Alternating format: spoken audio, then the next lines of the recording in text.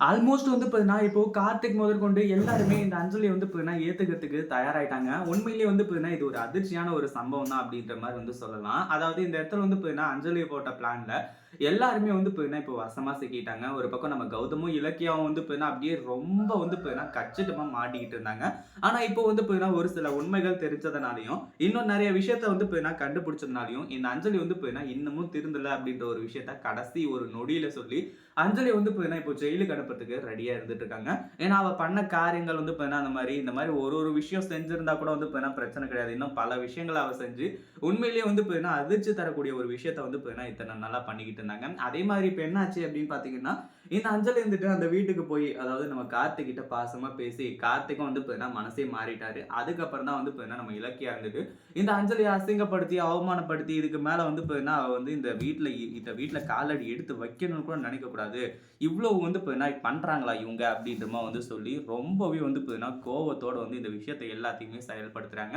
ஏன்னா இந்த அஞ்சலி திருந்திருந்தா அப்படின்னா பிரச்சனையே கிடையாது. திருந்துன மாரி நடிச்சா பார்த்தீங்களா, அதுதான் வந்து பார்த்தீங்கன்னா மிகப்பெரிய பிரச்சனையா இருந்துட்டு இருக்கு. அதுக்கு முன்னாடி என்னவெல்லாம் நடக்குது அப்படின்னு சொல்லிட்டு பார்க்கறதுக்கு முன்னாடி, இப்பதான் நம்ம சேனலுக்கு ஃபர்ஸ்ட் டைம் வரீங்க அப்படின்னா, கீழ இருக்க சப்ஸ்கிரைப் பட்டன பிரஸ் பண்ணிக்கோங்க. இப்போ என்னாச்சு அப்படின்னு பார்த்தீங்கன்னா, ஒரு பக்கம் நம்ம கார்த்திக் வந்துட்டு ஏற்கனவே வந்து பார்த்தீங்கன்னா, அஞ்சலி அந்த போட்ட ட்ராமா இருக்கு பார்த்தீங்களா? இப்போ வந்து ஹாஸ்பிட்டல்ல உயிருக்கு போராடிட்டு இருக்கிறது. இது எல்லாமே நம்ம கார்த்திக்கோட மனசுக்குள்ள வந்து வந்து போயிட்டு இருந்துச்சு.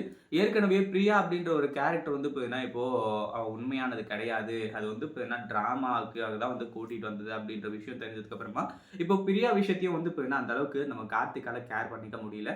அதே மாதிரி அஞ்சலி வந்து பார்த்தீங்கன்னா, இப்போ ஹாஸ்பிட்டல்ல நேரா வீட்டுக்கு போகாம, நம்ம கார்த்திக்க பார்க்கறதுக்காக கார்த்திக்கோட வீட்டுக்கு வந்து, "நீங்க என்ன ஏத்துக்கல அப்படின்னா, நான் வந்து பார்த்தீங்கன்னா செத்துருவேன். எனக்கு உங்கள தவிர வேற யாருமே தேவையில்ல கார்த்திக்" அப்படின்ற மாரி வந்து சொல்லி பயங்கரமா கதறி உட்கார்ந்துட்டு இருந்தா. சரி ஓகே. அவ வந்து பார்த்தீங்கன்னா திருந்திருந்தா அப்படின்னா எல்லாமே பெர்ஃபெக்ட். எல்லாமே வந்து பார்த்தீங்கன்னா வேற லெவல். எந்த ஒரு பிரச்சனையும் இல்ல. ஆனா அவ திருந்தாதது தான் வந்து பார்த்தீங்கன்னா இவ்ளோ பெரிய பிரச்சனைக்கு காரணம் அப்படின்னு சொல்லிட்டு எல்லாருக்குமே நல்லாவே தெரியும். அதே மாதிரி கார்த்திக் வந்துட்டு அஞ்சலி கிட்ட, "அஞ்சலி நீ வந்து பார்த்தீங்கன்னா இப்ப மாறிட்டல்ல. எனக்கு அதுவே போதும். இதுக்கப்புறம் வந்து பார்த்தீங்கன்னா எந்த ஒரு தப்பும் பண்ணாத. எனக்காக இரு. உனக்காக நான் இருப்பேன்" அப்படின்ற மாரி வந்து சொல்லி கார்த்திக்கும் சொல்லிட்டாங்க. அதே மாதிரி ஜானகியும் வந்து பார்த்தீங்கன்னா அஞ்சலி இலக்கியா மேல இருக்க கோவத்துல, இப்போ ஜானகியும் வந்து பார்த்தீங்கன்னா அஞ்சலி கிட்ட, "இங்க பாரு அஞ்சலி, நீ தான் இந்த வீட்டோட மருமக. இத வந்து பார்த்தீங்கன்னா யாராலயும் மாத்த முடியாது. எப்ப வந்து பார்த்தீங்கன்னா என் மகனுக்காக நீ சாக துடிஞ்சியோ, அப்பவே வந்து பார்த்தீங்கன்னா நீ என்னோட மருமகள் ஆயிட்ட" அப்படின்னு சொல்லிட்டு சொல்லி எல்லாத்தையும் பேசி முடிச்சுட்டாங்க. ஆனா இப்ப என்னாச்சு அப்படின்னு பார்த்தீங்கன்னா, இலக்கியா சென்டர்ல புகுந்து, அதாவது இலக்கியம் வந்து பார்த்தீங்கன்னா ரொம்ப நேரமா சைலன்ட்டா நின்னுட்டு இருந்தாங்க. அதுக்கப்புறம் தான் வந்து பார்த்தீங்கன்னா தன்னோட ஆயுதங்கள வந்து பார்த்தீங்கன்னா வெளிய எடுக்குறாங்க.